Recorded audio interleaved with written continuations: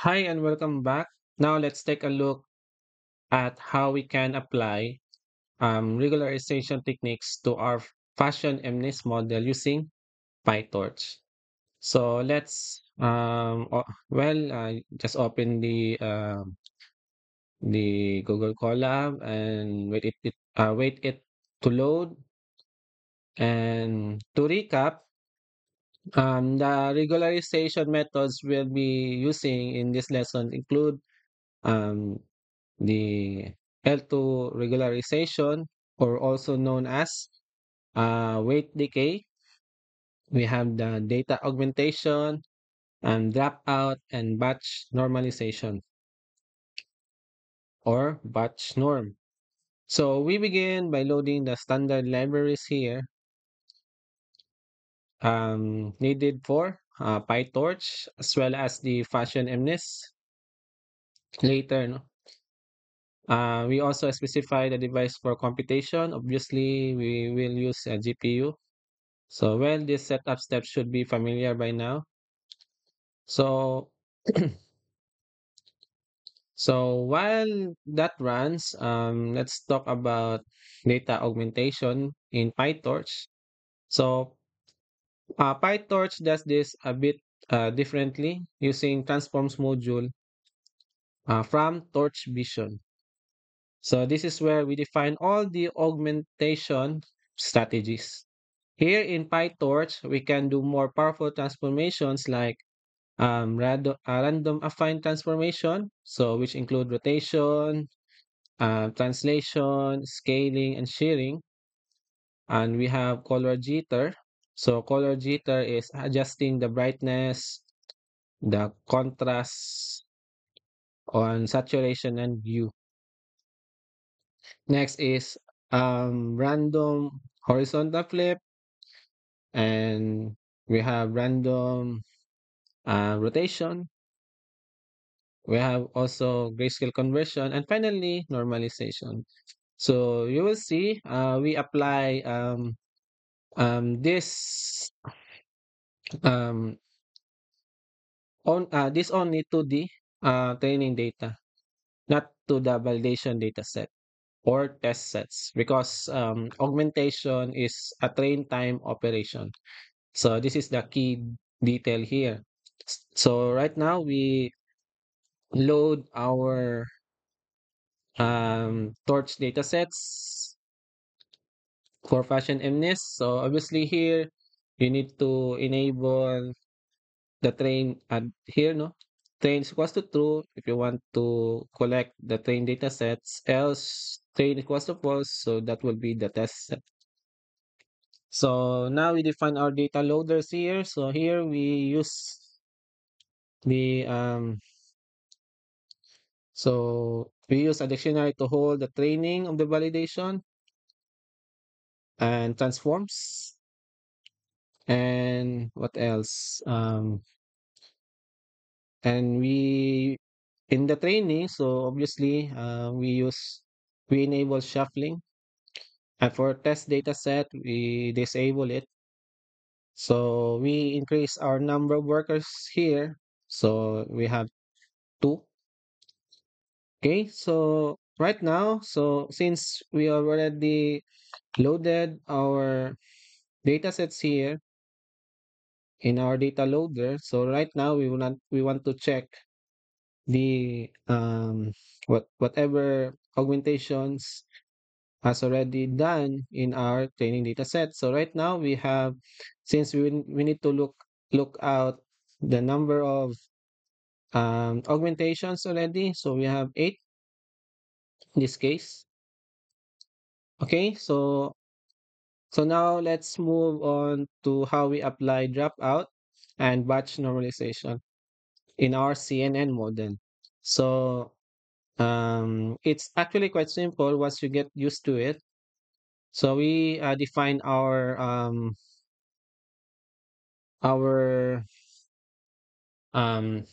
convolutional layers just like before. But now between the convolutional layers, we need to add batch normalization. Okay. So, and then what else? We add the second convolutional layer, and of course, and obviously here, wait, first is, well, we need to have the first convolutional layer. So next we need to add the batch normalization. Next we add the ReLU activation. And in some places, a dropout layer to randomly deactivated the neurons during training. And note in PyTorch, you need to manually specify the number of output features when using batch norm. So in this case, we have if a con layer or the conditional layer is 32, so we will use 32 here. So for dropout, we define um, it once in the constructor, and then we can reuse it multiple times in the forward pass. So you will see we also apply dropout after a fully connected layer is after a fully connected layer here, just like we did after conventional layers. So this helps prevent overfitting across the entire model. Okay, so what else? Okay.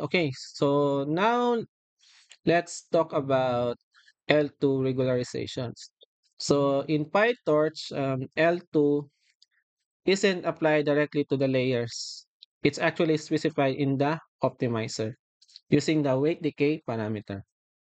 So in a SGD optimizer, we simply set weight decay to 0.01, which applies L2 regularization during training.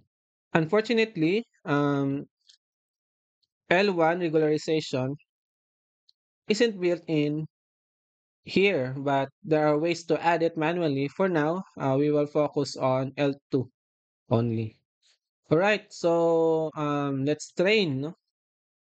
So we will train the model 15 epochs just like what we did before. The training loop is exactly the same as in our earlier notebook. So I won't go over every detail again. So I'll just run the training and well, it's already run no, to 15 epochs. So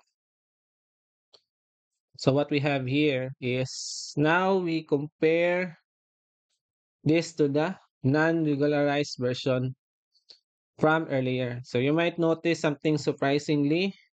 Um, the accuracy is quite lower, no? Or slightly lower actually. So well, that's might seem odd since regularization is supposed to improve performance. But remember, regularization helps prevent overfitting and improves generalization. To really see it benefits, so we need to train for more epoch. Perhaps you need to update this one, perhaps 25 or even 50. So that's something I encourage you to try on your own. Okay?